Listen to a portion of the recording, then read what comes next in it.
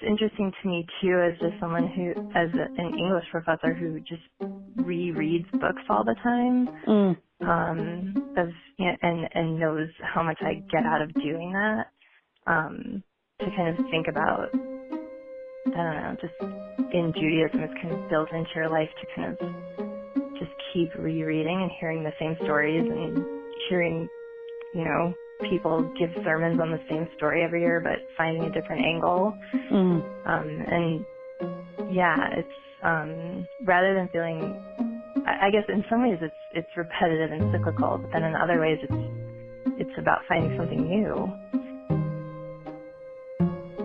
Welcome to Purple Honey, a gathering of female voices where we explore in conversation the sweet spot between Jewish wisdom and feminine spirituality.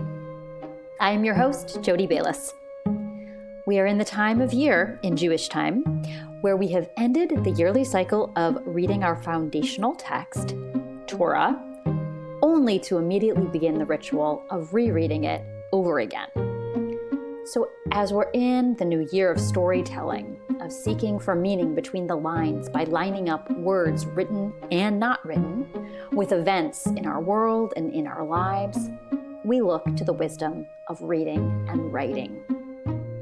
I am in conversation today with novelist Rebecca Entel. Rebecca is Associate Professor of English and Creative Writing at Cornell College, where she teaches courses in creative writing, multicultural American literature, Caribbean literature, and the literature of social justice, to name a few. Just as reading a book is full of rich discoveries, our conversation was full of them as well. We talk about Rebecca's novel, Fingerprints of Previous Owners, set on the small island of San Salvador in the Caribbean. The story takes place at a resort that was built on top of a slave plantation, and we experience the story through the eyes of Myrna, who is a maid at the resort, who also spends time secretly slashing her way through overgrown, brambly, and thorny bush to explore the remnants of the slave plantation and to discover the untold past of the island.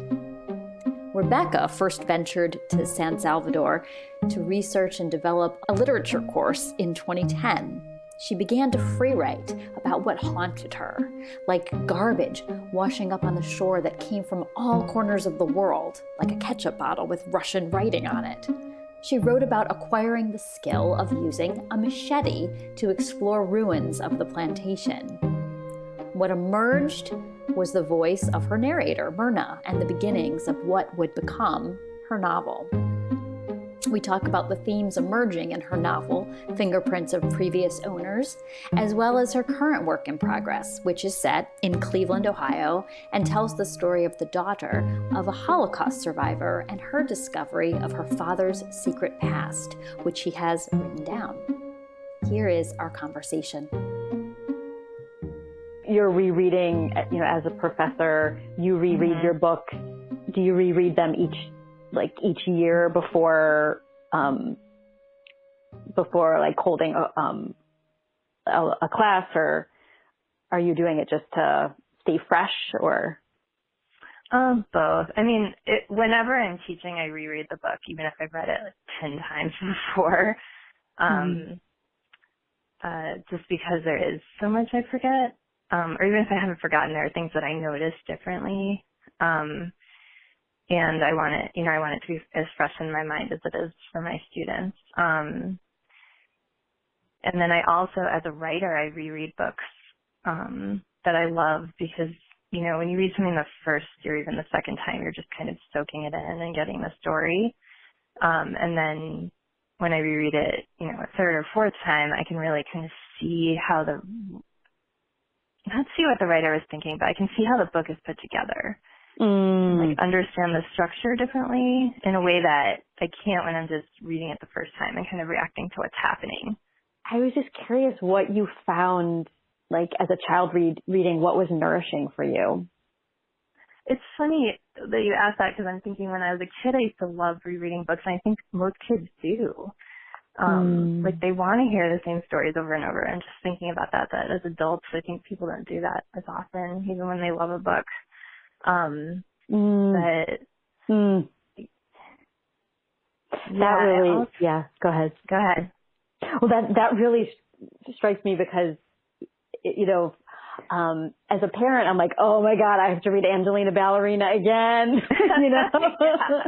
Right. And I think maybe to your point, like if that was like the norm for adults, that like if we could reframe that, like what might we discover?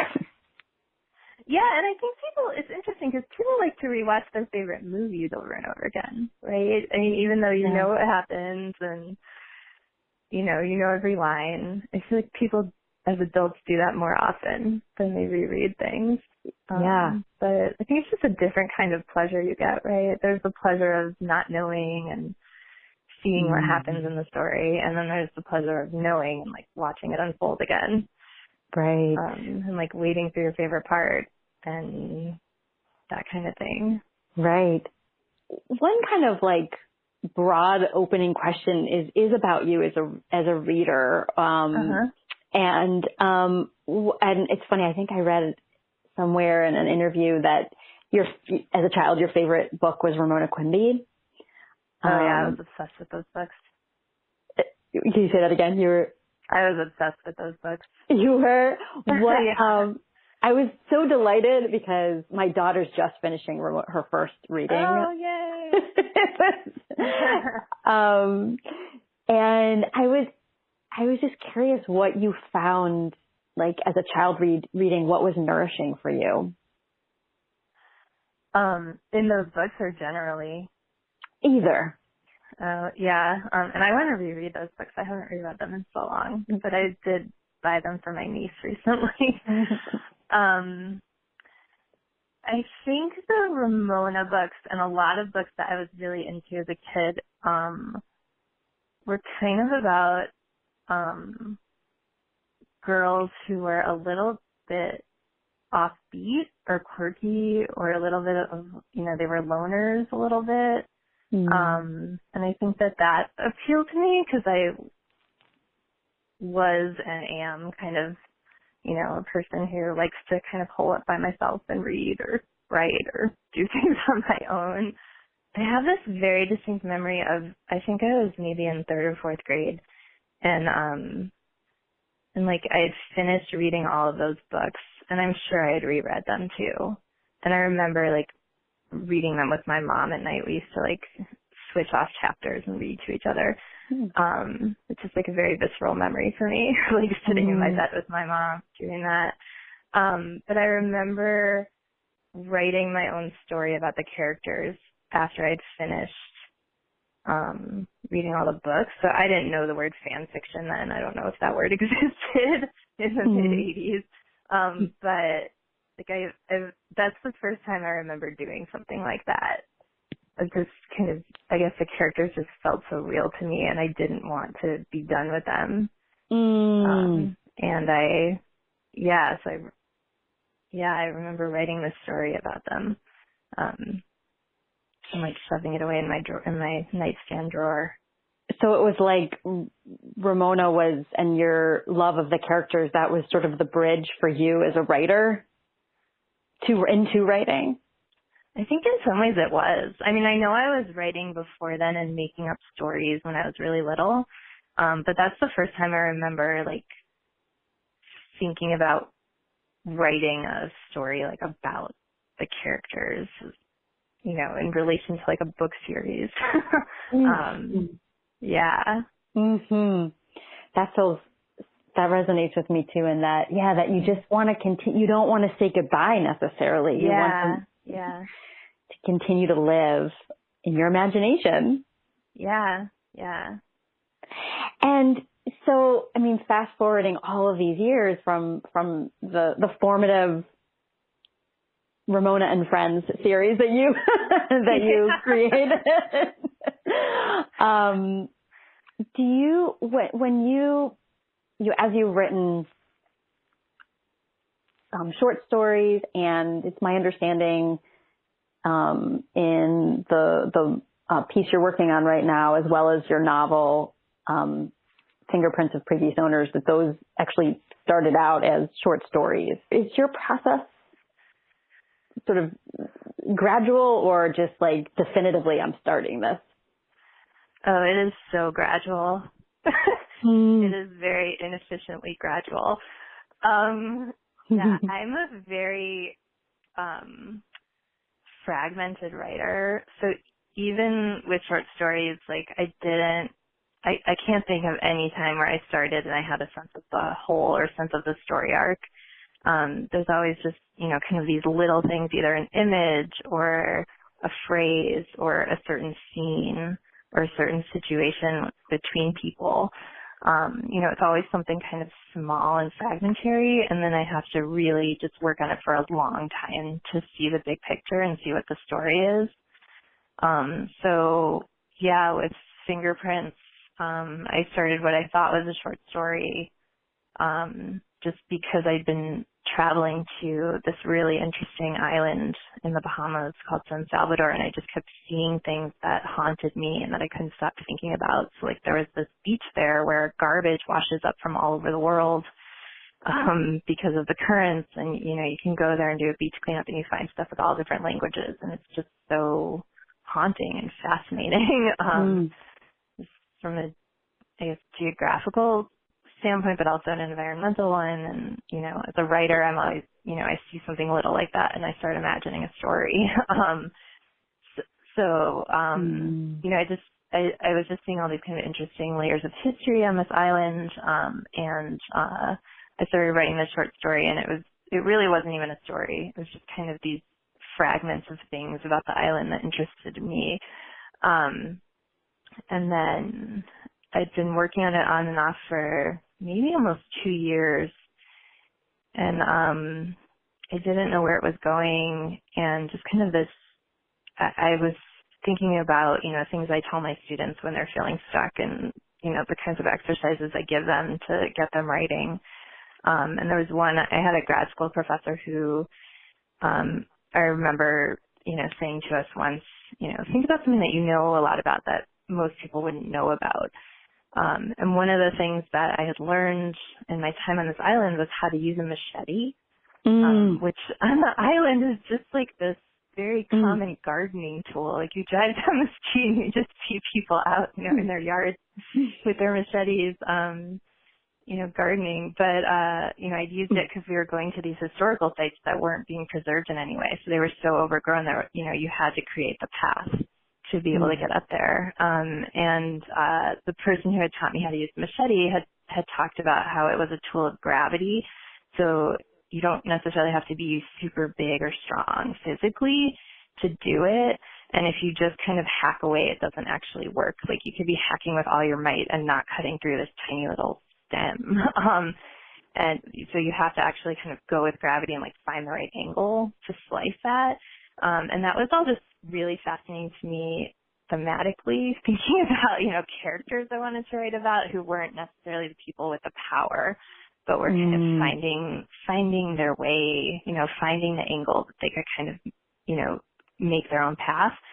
And so I just started describing that, just kind of free writing, because I, was stuck and I thought about what my professor said, and I was like, oh, I'm going to describe, what I learned about using machete. And just this totally new voice kind of came out on the page, and it was just this, the person who ultimately became the main character of Fingerprints of Previous Owners. And it was just in her describing using the machete. And that's when I started seeing that maybe it was a book and not just a story. Because from that point on, it just kind of started multiplying, and it just kind of, it felt like it was just breaking open, and all these new characters were coming in and these new ideas.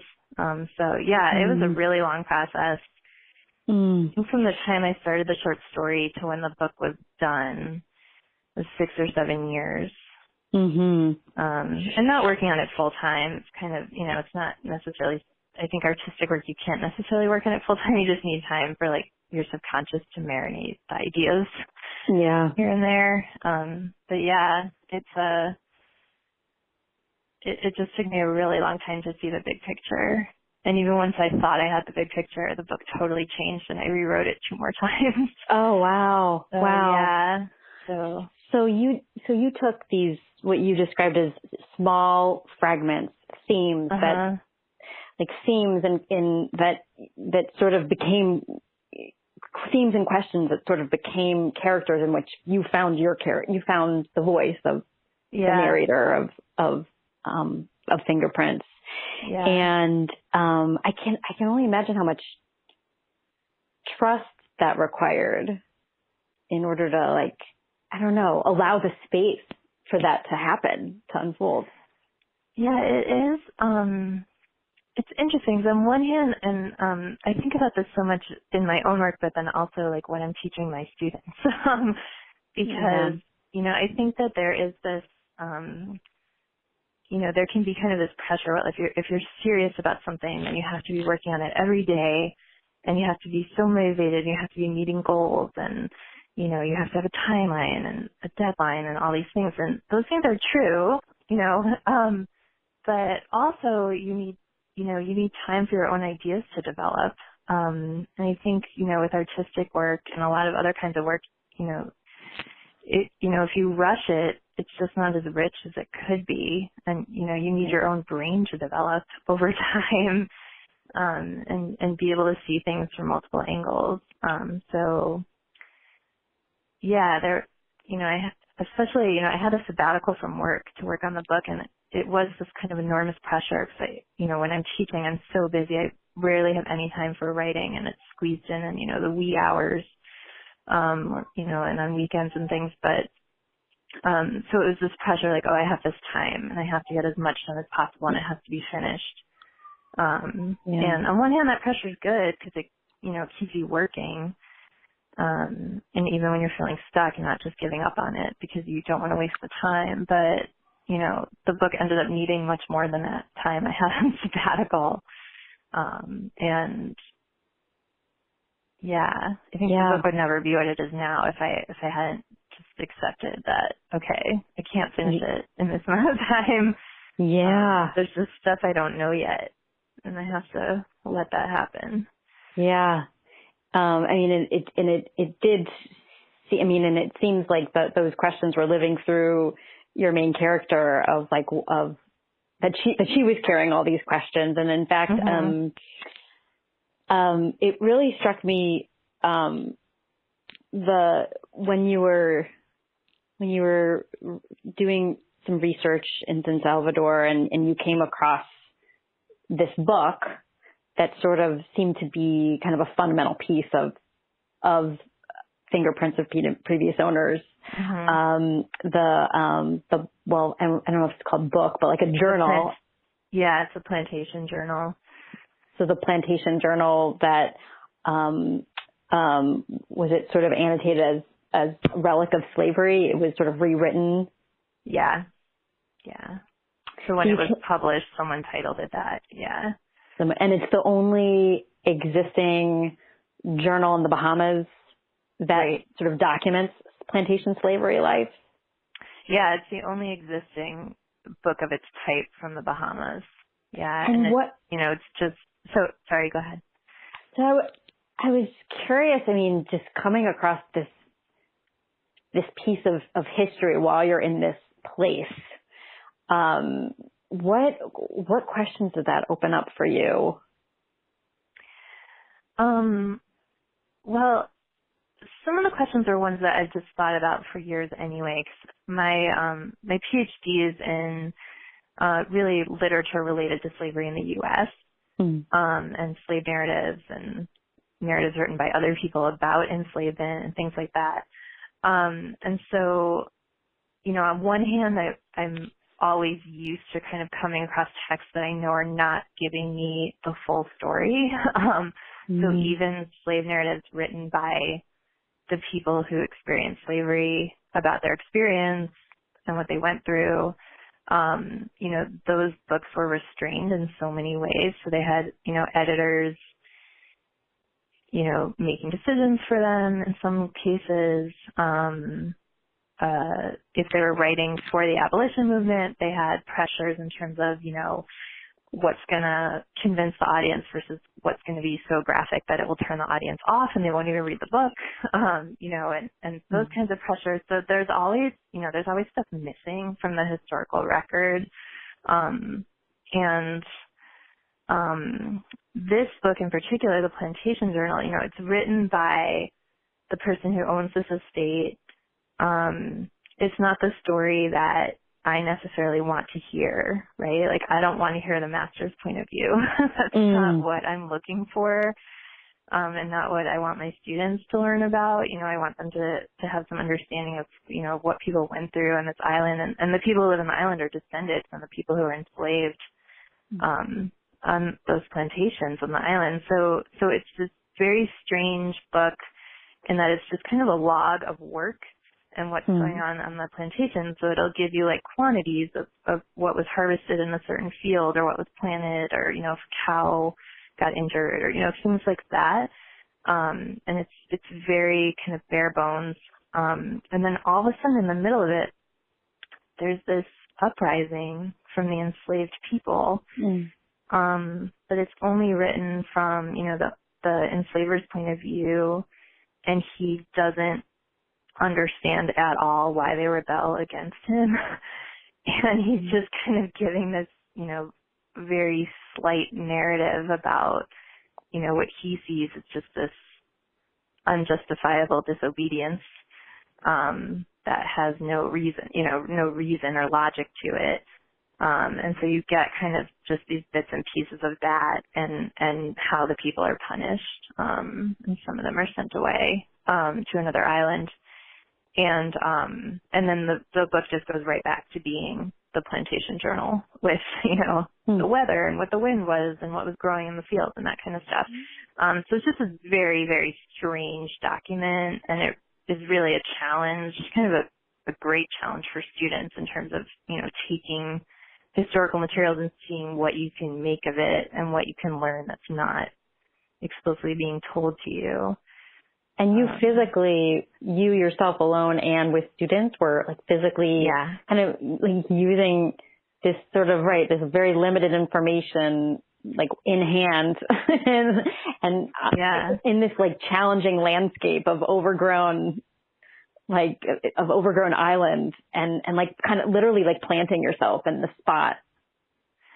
Yeah, where the history literally, we take machetes and make a path up to the plantation, and, depending on whether sometimes there are other classes that were just there and the path is a little more open, or, depending on how rainy the season has been and that sort of thing, some parts of it, the plantation, are inaccessible, or we need chainsaws sometimes, which I have never done, but some other people have done for me.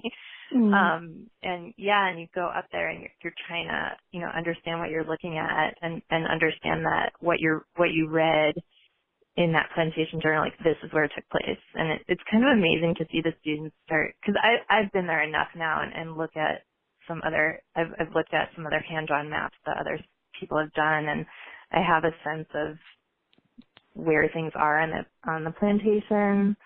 But I don't give my students all that information right off the bat, because it's just really amazing when they get up there and they kind of figure out, like, oh, this is where the rebellion happened. Like, this is the animal watering hole where this happened.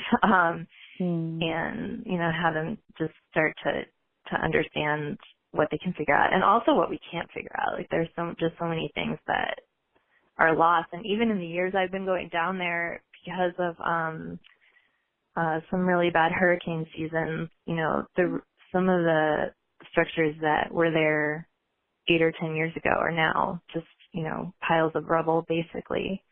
So, just thinking about what we started our conversation with is like things being cyclical, but also changing. And it really feels like that. I go down there, I take students every 3 years.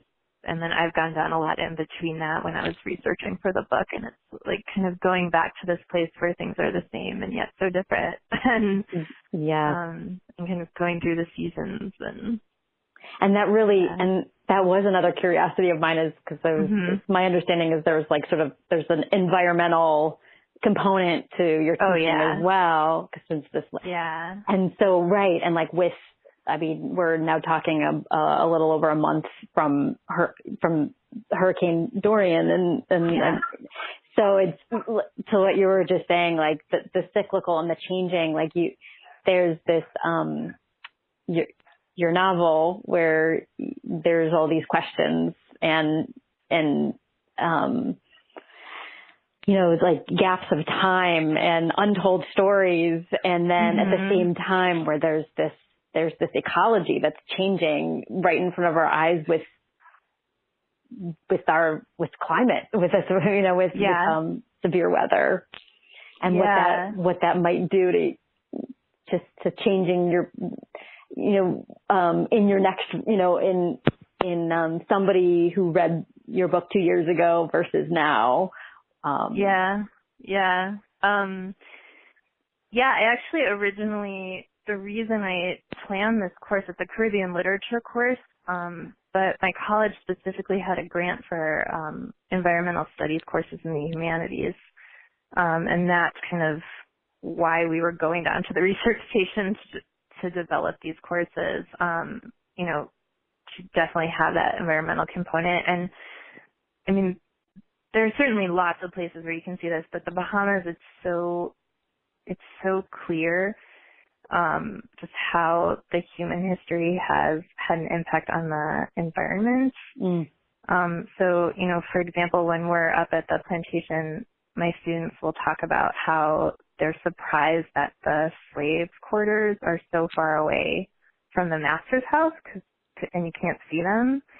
And like that doesn't make sense to them in terms of what they know about slavery and surveillance and kind of keeping control of the enslaved population. And then we talk about the fact that the environment would have looked completely different at the time, and it wasn't all overgrown with this stuff that's blocking our view and blocking our path, because it would have just been like tall hardwood trees, so you could see that distance. And then when the plantations were trying to grow cotton, which didn't work, which is a whole other story of how they were transplanted plantations from the U.S.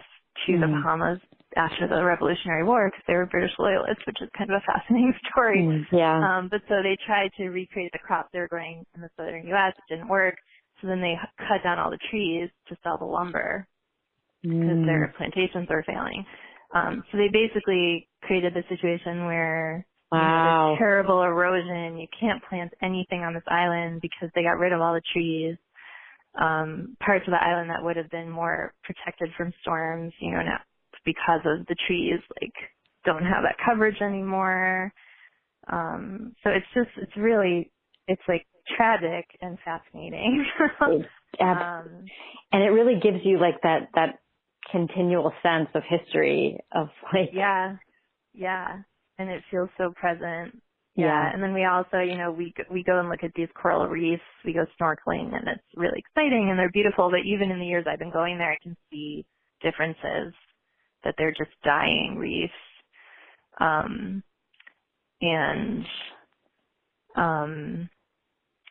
then there's, the beach where the garbage washes up, which is in my book, and everyone thinks I invented that. And I'm like, no, that's one of the real things that I saw there. And then you're on this tiny island. You have to figure out what to do with your garbage in a way that, in the U.S., we don't necessarily have to think about it. It's carted away for us, and it's far away, and we never see it. And that was a piece of the story that I felt, it was I had a dark comedy chuckle of just how they handled the bottles, how then, and it was a great way of describing how you experience place so differently depending on who you are. And that water bottle really represented that water bottle that was there was a theatrics about taking it away, and then it's going to return back, unrecycled, reused by a guest at this resort, and all the hands that touch it. So the tourist who's experiencing the island in one way, and then the person in charge of the garbage hauling, and then the maid or the staff, but in your character is the maid. Just all the hands that touch that. It's just that one thing sort of represents how place can be experienced so differently. And yeah, when I go down there with my students, I mean, we're staying at this research station, and then there is this huge resort there. And it's, I don't know, it's just, again, like tragic and fascinating. The effect that this resort has had on the island has totally changed their food culture. Like they have all this imported food from the U.S. They used to have, and most of it, you know, it's like, you know, like potato chips and just, you know, not the best. Wow. Traditionally food that's coming in. And this wasn't in the book because I found out about it later, but there was a recycling thing for cans at the research station, and most of the people coming to the research station are from North America, like from US and Canada.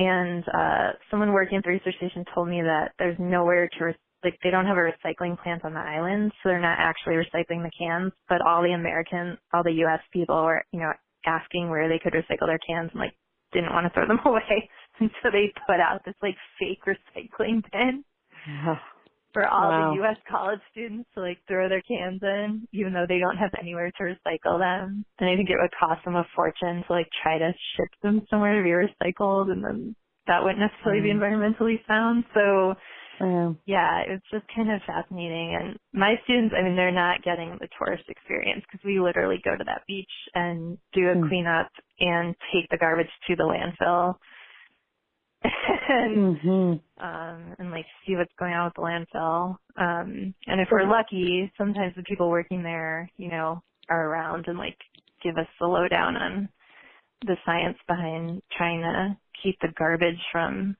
poisoning the island.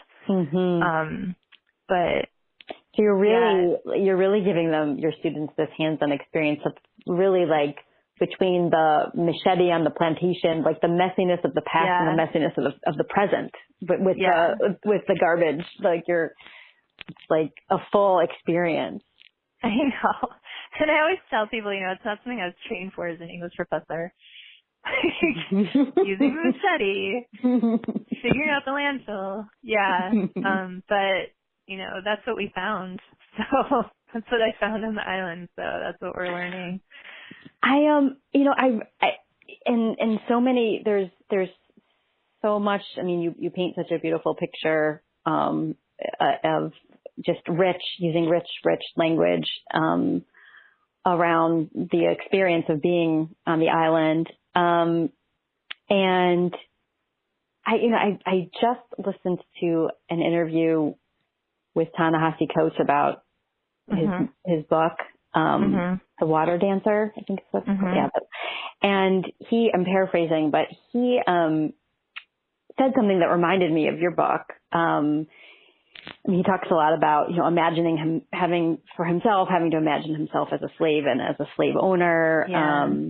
And there's magical powers in his book, memory. The magical power is memory, where you can transport. It sounds very powerful that you can transport or teleport people out of slavery through the power of memory. And so paraphrasing, he said something like that he wanted to create a place where memory is freedom and slavery is forgetting. Or memory is freedom and forgetting is slavery. And I was curious with how that strikes you, given that your story there's so much about not talking about the past. Yeah.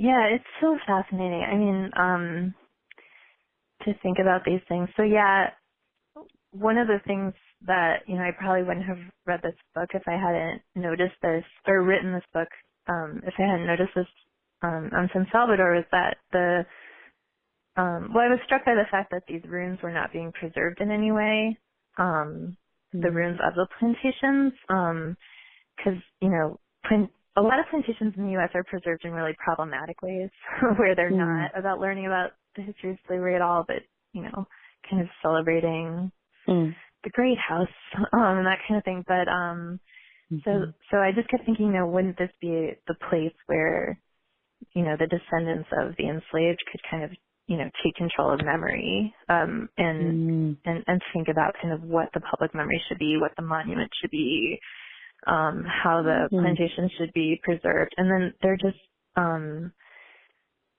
if that's happening, it's not being shared with outsiders.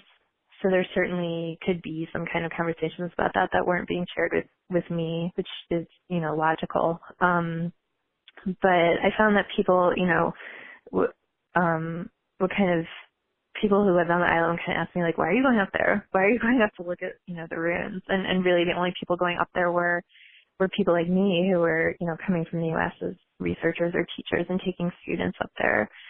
And so that was just very interesting to me. And then around the same time that I was doing all this research there and going there, I also went to Eastern Europe for the first time, where, no one from my family had ever even really talked about going since my grandparents left in 1947, right after the war. And so I was also seeing Holocaust sites, and some that felt very kind of like appropriately memorialized, and then some that seemed really problematic to me. Those were sites that I had this personal connection to that I don't have the same personal connection to with sites of slavery. But it made me think about the questions really differently, because I was having different reactions to being at Holocaust sites. It made me question just, my idea as a teacher or writer, where I'm like, oh, we have to preserve all of history and we should always be talking about it and always be looking at it. And then, I found that when I was in Lithuania and Poland, like, there were places I didn't want to go. Like, I didn't want to go to Auschwitz. Some people wouldn't necessarily understand that. They'd be like, how could you not go there? and like, my grandmother didn't think I needed to go. She kind of felt like, well, that's, people who don't believe it happened or don't know about it, like, they should go see that. But, like, why do you have to go put yourself through that? And so, yeah, it really kind of messed with my mind, I guess, because I thought I was so sure that, memory is always, I don't know, that we should preserve as much as possible.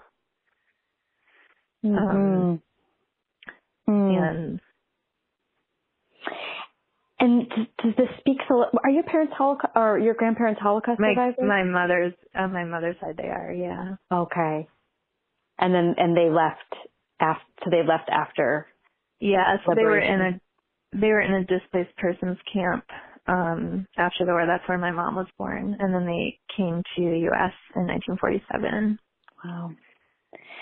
It's actually these are some big questions. Then, like, it's amazing that emerged for you. Of not wanting to. And I was reading, I think, a section in Fingerprints where I think at the beginning, where she was first walking through this brambly, sticky landscape, with her machete, and it was referred to as the secret pain. Yeah. And that's sort of when you were saying, like, of not wanting to go to Auschwitz, that, right, like, that it's just that pain that runs really deep in the generations. Yeah, and I was trying to imagine, like, growing up in Eastern Europe and having those sites, like, where I lived, because that's really the situation on the island, right? I mean, it's right there, and you're, like, living around it every day. And honestly, I can't imagine that. It's just, yeah. I don't even know what else to say about it. It's just that I literally can't imagine growing up as close to Holocaust sites as people are living to slavery sites in San Salvador. Yeah.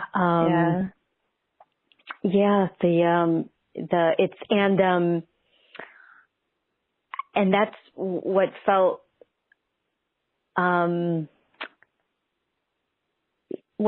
powerful. Is naming place. It feels very powerful. Like I just took my daughter for the first time. I had never been to Mount Vernon. Oh, okay, yeah.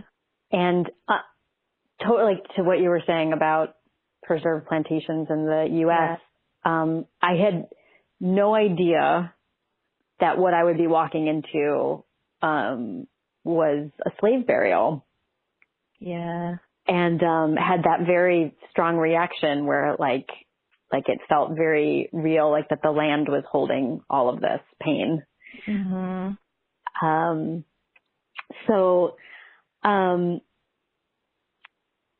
Yeah, Toni Morrison describes that in Beloved. I can't remember the exact word she uses, but she talks about like physically walking into a painful memory, like on a plantation, as if it were something just physically you could bump into. Yeah.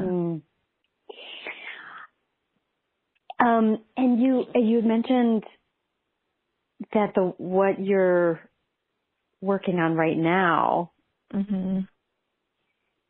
is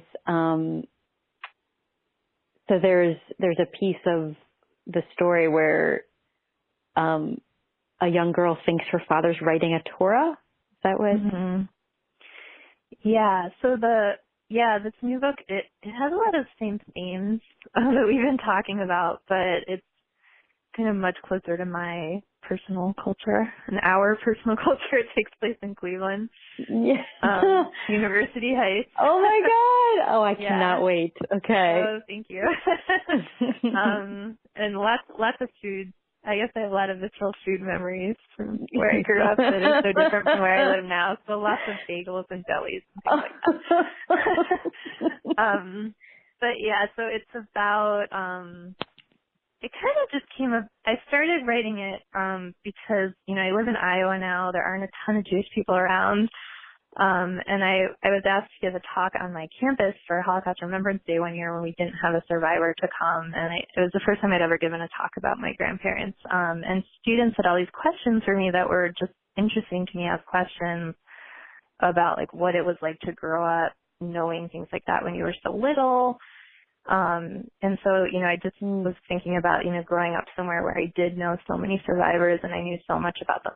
I guess I shouldn't say so much, but I knew some really terrible things, when I was really, really little. And so it kind of represents that experience. And then the main part of the story is that the main character, her father had been a child who was hidden in a convent during the war. That's how he survived. He was very young.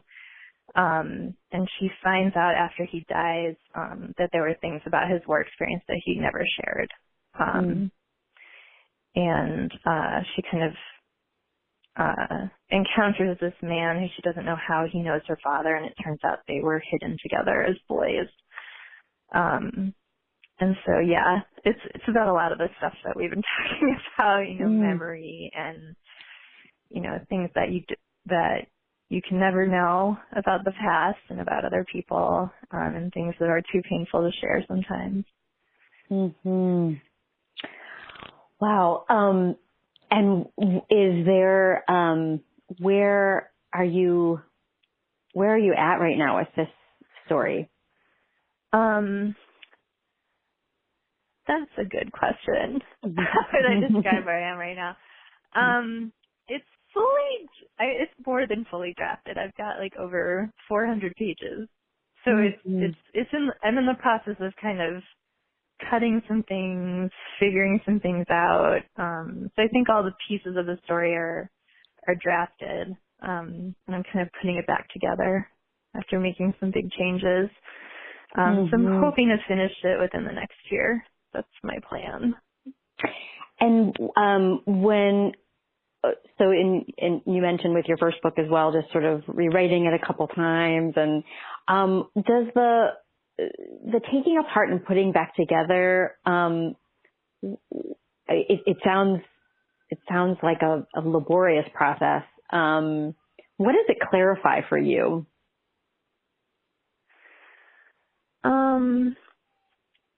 I think that there are so many things you write as a writer that are for your own education, like figuring things out for yourself, but that don't necessarily stick around for the version of the book.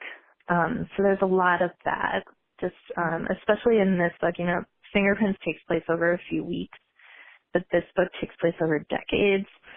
And so that was a telling experience for me. So I have a lot of, you know, pages and pages where I think I was just kind of figuring out my character's life, like what happened between this childhood memory and, you know, when she's 25 years old, and just figuring out what her life looked like. And not all of that needs to be in the final version. And I'm also writing about a community, so there have been so many characters, and so I'm also kind of figuring out,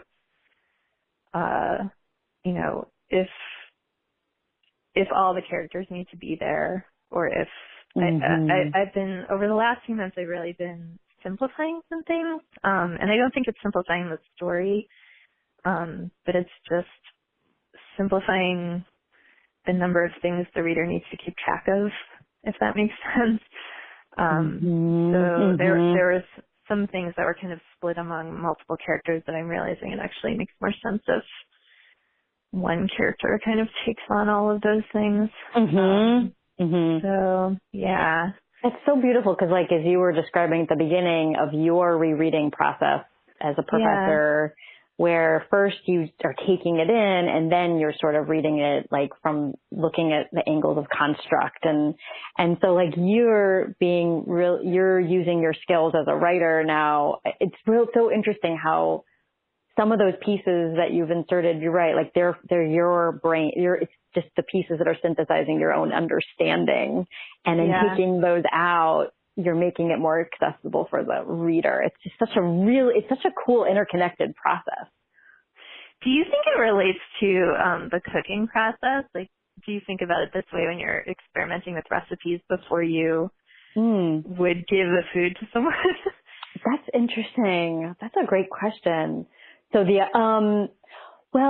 what's the interesting thing about cooking is that there's a technical and a creative component.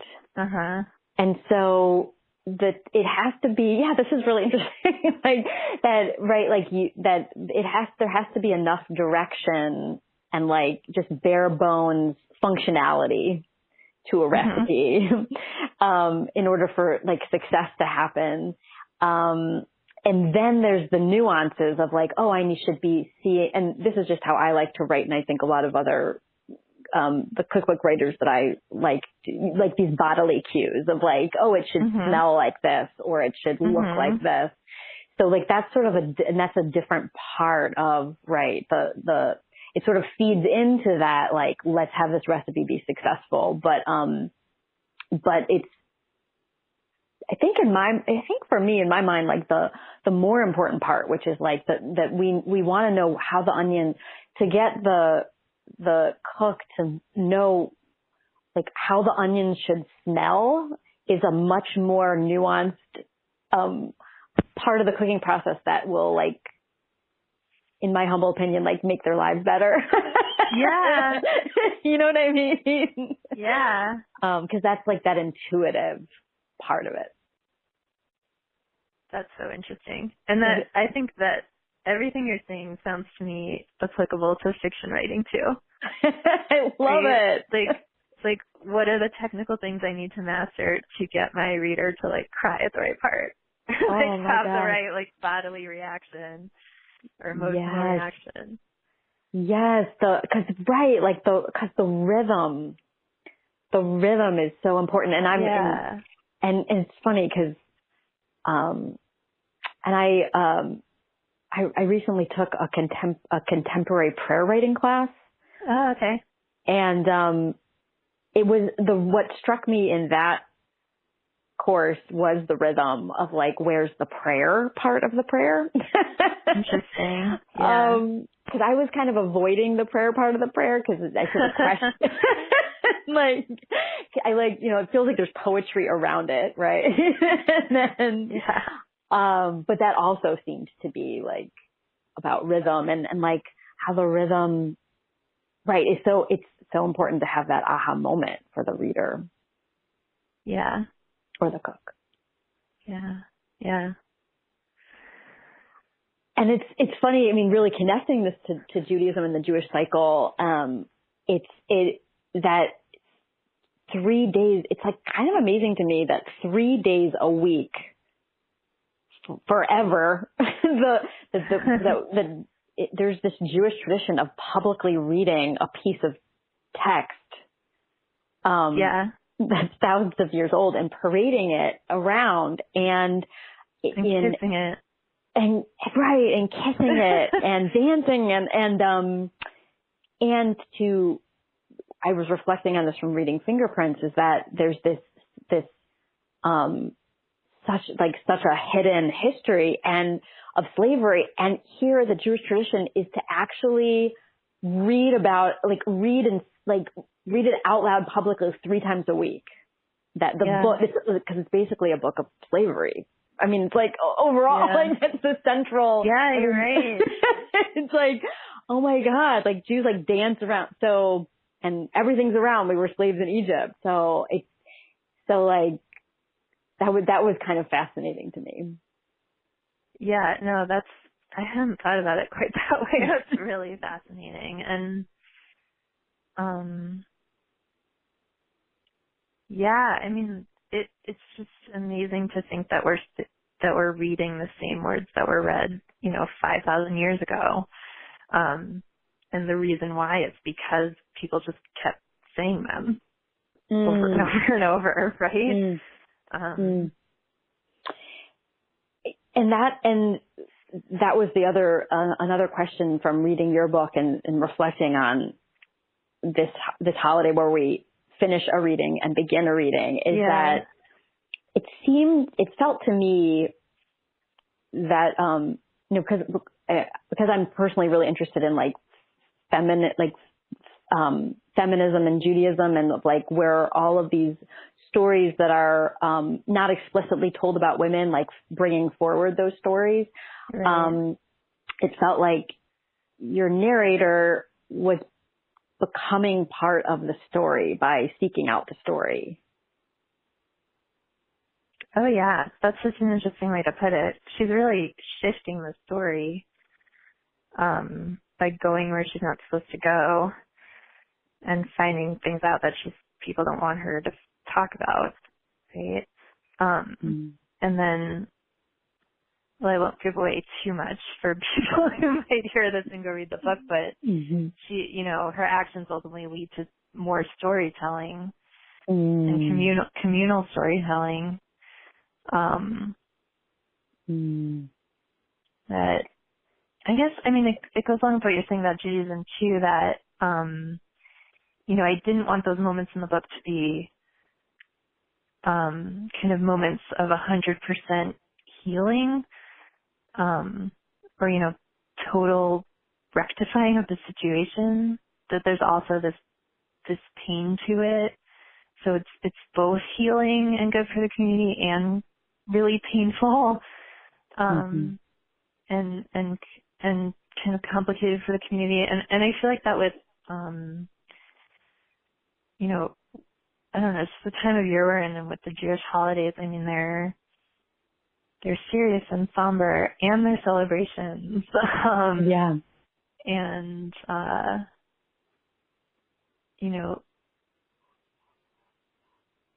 I don't know, you can, I guess you can see kind of restarting the Torah as this, being stuck in place sort of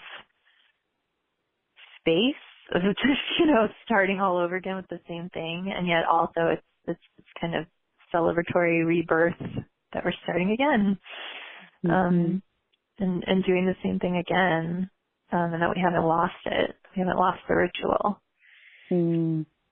Yeah. And perhaps that like the cycle, just the circle, that the cyclical nature of it is sort of the container that can hold that sadness and rejoicing. Yeah.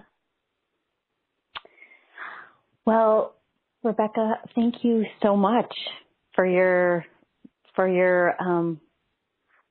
wise words in conversation. Oh, thank you. It was so great to talk to you. You too. And if you need a reader when your book is ready, I just would love, or ever just like want to bounce ideas around. I love just the way you think. It's just so, there's so much depth, and I don't know, I enjoy talking to you. It's great. Well, I really, really appreciate that. And same to you with recipes. Oh, good. Yeah. And now for some sweet notes. Sweet note 1. There is a powerful connection between story and place and memory. I can visualize Rebecca standing in the thick of an overgrown and prickly part of the island of San Salvador and finding her path with a machete, and then taking students to experience standing in a spot of significance and the discovery that comes from physically remembering. It makes me think of all the physicalities around walking with the Torah. We parade the Torah around a room. We kiss it. We walk around with it. We read it. We sing it. We sing about it. We hold it up. We say blessings. We roll it back up, dress it, and then return it back to the ark. These all feel like steps on a path as well. Perhaps this is like a clearing in itself to make way for reading words, some that may resonate, some that may not. But regardless, we are planting ourselves in this story each week with our own discoveries to make. Also related to Rebecca's experience in San Salvador, I highly recommend reading a piece she wrote called A Tourist in My Own Book, where she recounts her time in San Salvador and her impressions on being in the island and in that landscape and finding her way and using a machete. You can find it on LitHub, and I'll add the link in my website. Sweet note 2. An incomplete story is an invitation. In Fingerprints of Previous Owners, as well as her work in progress, both stories involve an incomplete or mysterious text. These texts, though incomplete, serve as jumping off points for her main characters to search, seek, and discover.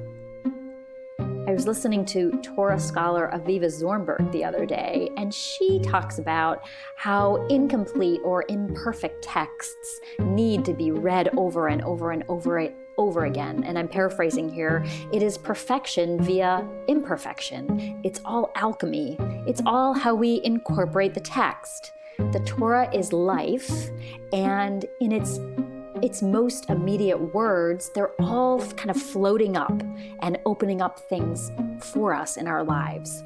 I love how she describes the words and the relationship to the incomplete story. I find it interesting that the last commandment in the Torah is to make the Torah new again. And as reviewing and interpreting and creating commentary is central to reading the text of Torah itself, we're urged to be active readers, to mine for meaning, to search across the entirety of the text and find rhythms and patterns across the panorama of the text. To read Torah is to grapple with contradictions, to rub up against what is off-putting or confusing, to take solace in meaning, and to discover what is new each year as we are new each year. Sweet note 3. Communal storytelling is a space where we can connect to old or incomplete stories and make new ones. The hidden stories in Fingerprints of Previous Owners felt like characters in and of themselves. Not to spoil too much, but communal storytelling does bring some sort of resolution or healing to this particular novel. And it struck me how Jewish tradition is dedicated, if not emphatic, about reading history over and over and over again and publicly recounting these stories together. Not only to retell, but to give our own take, so we are all responsible to fill in what we might identify as missing. This, in fact, folks, is why Purple Honey exists, to collect women's voices, female identifying voices, so that those voices can bubble up and bubble out of in between the lines of our very own Torah. I actually recently heard on the podcast Gehilat Israel, Rabbi Amy Bernstein was describing how reading the Torah is like a mirror, and hearing someone else's perspective is like a window. And I love this description as well, because how just reading something like Torah or a book has that power to help us look inside of ourselves, and then also to gain, in talking about it with other people, to gain that broader perspective. So with that, may whatever you read this year be a mirror, and may you be with a community that helps to create windows in your life. May we all find stories to complete, and may we all find healing in stories. I would like to thank Rebecca Entel for our conversation. It was so fun reading a book and then getting to talk to the author about it. Also, I have known Rebecca since I was like 5 years old, and getting a chance to talk with her after many, many years was like continuing a story set very, very long time ago that started in Cleveland, Ohio.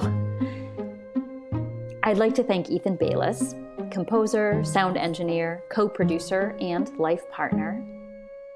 And I'd like again to thank all of you, and as we kick off this new year of reading, I just hope we all find joy in that, whether we're talking about stories together or reading in our own little nooks. I am Jody Bayless, and this is Purple Honey.